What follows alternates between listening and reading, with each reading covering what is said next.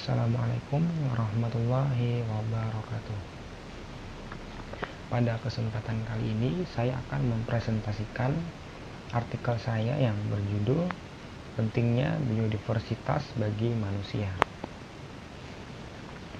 Untuk pembahasan yang pertama yaitu definisi atau pengertian dari biodiversitas.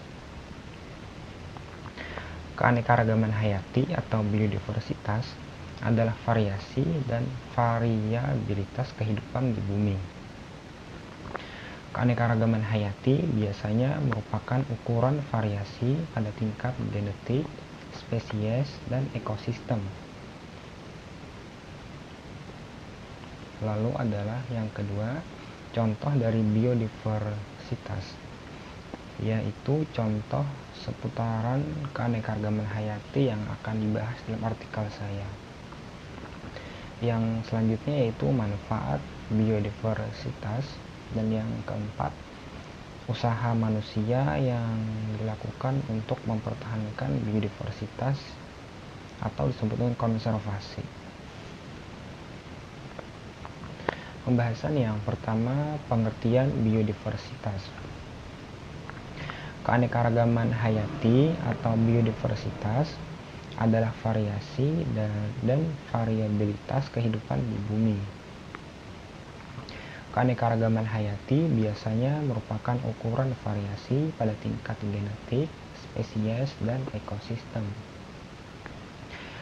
Untuk berdasarkan pada undang-undang pengertian biodiversitas dari Undang-Undang Nomor 5 Tahun 1994, keanekaragaman hayati merupakan keanekaragaman di antara makhluk hidup dari semua sumber, termasuk di antaranya daratan, lautan, dan ekosistem akuatik atau perairan lainnya,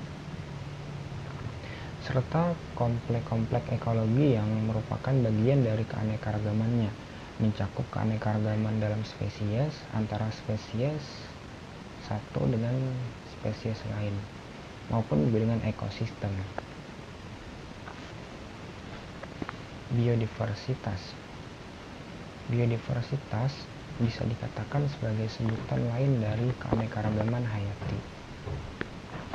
Biodiversitas ini bisa menjadi tolak ukur dari kesehatan bumi.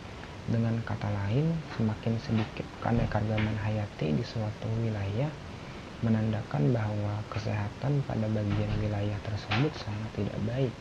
Kesehatan yang tidak baik bisa terjadi karena faktor alam, bisa juga dari faktor manusia.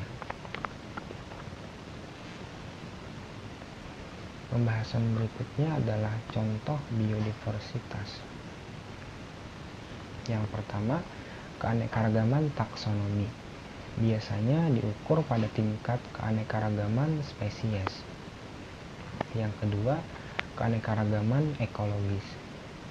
Biasanya sering dilihat dari perspektif keanekaragaman ekosistem tersebut. Yang ketiga, keanekaragaman morfologi, yang berasal dari keanekaragaman genetik dan keanekaragaman molekular. Bagian contoh biodiversitas yang keempat yaitu keanekaragaman fungsional, yang merupakan ukuran jumlah spesies yang berbeda secara fungsional dalam suatu populasi. Misalnya cara makan yang berbeda antara hewan dengan hewan lainnya, pergerakan yang berbeda, predator melawan mangsa, dan lain sebagainya. Pembahasan berikutnya adalah manfaat biodiversitas.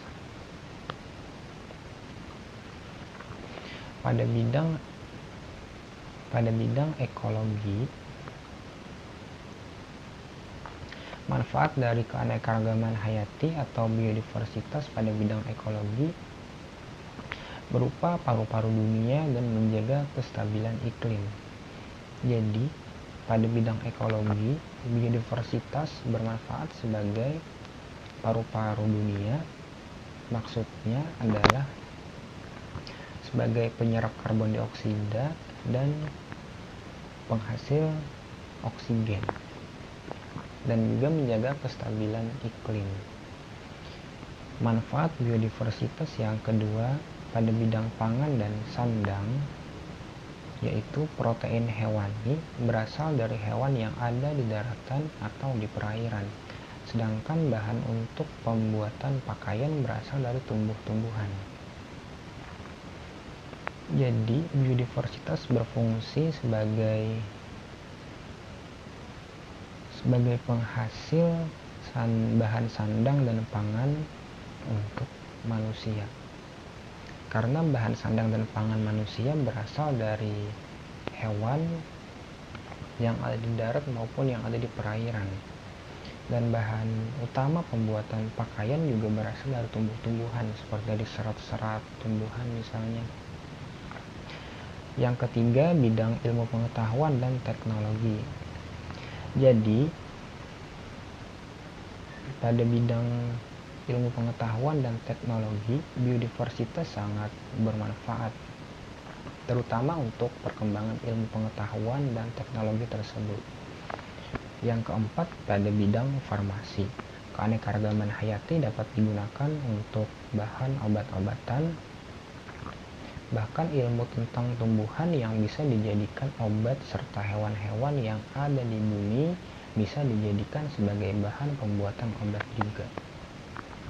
Jadi dari sekian banyak obat itu, bahan-bahan lainnya juga dihasilkan dari biodiversitas pada tingkatan lainnya. Mungkin pada bidang kedokteran lebih banyak menggunakan herbal misalnya untuk membuat obat.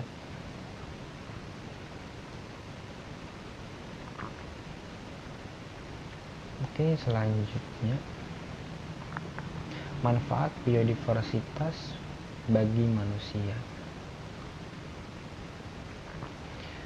Untuk manusia bermanfaat untuk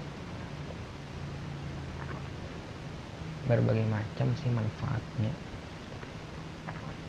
Yang pertama adalah kesehatan manusia, di mana dengan beragamnya biodiversitas dan beragam pula sesuatu yang dihasilkan dari biodiversitas tersebut, seperti tumbuhan yang banyak jenisnya yang ternyata dapat bermanfaat sebagai obat. Yang berikutnya pada bidang bisnis dan industri. Pada bidang bisnis dan industri, di mana sangat bermanfaat sekali untuk bahan bangunan, serat, warna karat, dan minyak. Keanekaragaman hayati juga penting untuk keamanan sumber daya seperti air, kayu, kertas, serat, dan makanan.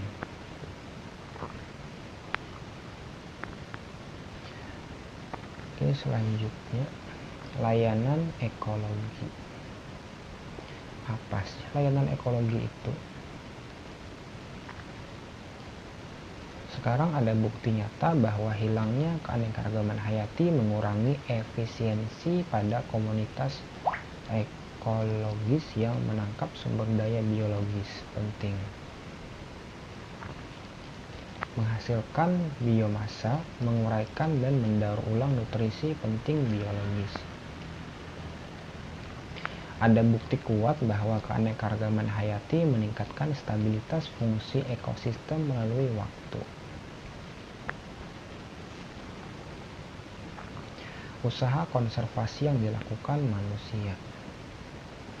Yang pertama, teknik perlindungan dan pemulihan. Penghilangan spesies eksotik akan memungkinkan spesies yang telah terdampak negatif oleh mereka untuk memulihkan relung ekologinya kembali. Spesies eksotik yang telah menjadi hama dapat diidentifikasi secara taksonomi, misalnya dengan sistem identifikasi otomatis digital atau disingkat DAISY. Dengan menggunakan kode batang kehidupan, secara praktis penghilangan hanya dilakukan pada kelompok individu besar karena pertimbangan biaya ekonomi. Yang berikutnya, alokasi sumber daya. Investasi sumber daya yang difokuskan pada area terbatas dengan potensi keanekaragaman hayati yang lebih tinggi diperkirakan membawa hasil yang lebih besar dan cepat dibandingkan menyebarkan sumber daya secara merata atau berfokus pada area yang keanekaragamannya masih rendah. Berikutnya, kawasan perlindungan. Kawasan perlindungan dimaksudkan untuk memberikan perlindungan pada hewan, termasuk juga pada hewan liar, dan habitatnya yang juga mencakup cagar hutan dan cagar biosfer. Kawasan perlindungan didirikan di seluruh dunia dengan tujuan spesifik untuk melindungi dan melestarikan tumbuhan dan hewan. Beberapa ilmuwan meminta komunitas global untuk menetapkan 30% dari bumi sebagai kawasan perlindungan pada tahun 2030 dan 50% pada tahun 2050 nanti. Tujuannya adalah untuk mengurangi hilangnya keanekaragaman hayati yang disebabkan oleh manusia itu sendiri. Yang berikutnya adalah taman nasional. Taman nasional adalah area yang dipilih oleh pemerintah atau organisasi swasta untuk melindungi area tersebut secara khusus dari kerusakan atau degradasi dengan tujuan konservasi. Tujuan utamanya yaitu sebagai mengkonservasi keanekaragaman hayati dan landscape. Taman nasional biasanya dimiliki dan dikelola oleh pemerintah nasional atau negara bagian. Yang berikutnya adalah cagar alam dan suaka marga satwa. Cagar alam dan suaka marga satwa atau wildlife sanctuaries hanya bertujuan untuk mengonservasi dan memiliki karakteristik. Yang pertama, batas-batasnya tidak dibatasi oleh peraturan suatu negara. Yang kedua, pembunuhan, perburuan, atau penangkapan spesies apapun dilarang kecuali oleh atau di bawah kendali otoritas tertinggi di departemen yang bertanggung jawab atas pengelolaan suaka marga satwa tersebut. Yang ketiga, kepemilikan pribadi dapat diizinkan. Yang keempat, kegiatan kehutanan dan penggunaan lainnya juga bisa diizinkan. Berikutnya, hutan lindung. Hutan memiliki peran penting untuk menyimpan berbagai spesies flora maupun fauna, termasuk spesies endemik, spesies tumbuhan, maupun spesies hewan yang terbatas pada wilayah geografis tertentu disebut spesies endemik. Yang berikutnya adalah kebun binatang. Di dalam kebun binatang, hewan hidup dipelihara untuk tujuan rekreasi, pendidikan, maupun konservasi. Kebun binatang modern memiliki layanan kedokteran hewan dan memberikan peluang bagi spesies terancam untuk berkembang biak di penangkaran dan biasanya membangun lingkungan yang mensimulasikan habitat asli hewan dalam lingkungan perawatan mereka. Kebun binatang memainkan peran utama dalam membangun kesadaran masyarakat tentang perlunya melestarikan alam. Berikutnya, kebun botani. Di kebun botani atau kebun raya, tumbuhan ditanam dan dipajang terutama untuk tujuan ilmiah dan pendidikan. Mereka terdiri dari koleksi tanaman hidup yang ditanam di luar ruangan atau di bawah kaca pada rumah kaca dan konservatori. Kebun botani juga mencakup koleksi tumbuhan kering atau herbarium dan fasilitas seperti ruang kuliah, laboratorium, perpustakaan, museum, dan penanaman eksperimental ataupun disebut dengan penelitian. Baik, hanya itu saja yang dapat saya sampaikan. Salah hilaf mohon dimaafkan. Wassalamualaikum warahmatullahi wabarakatuh.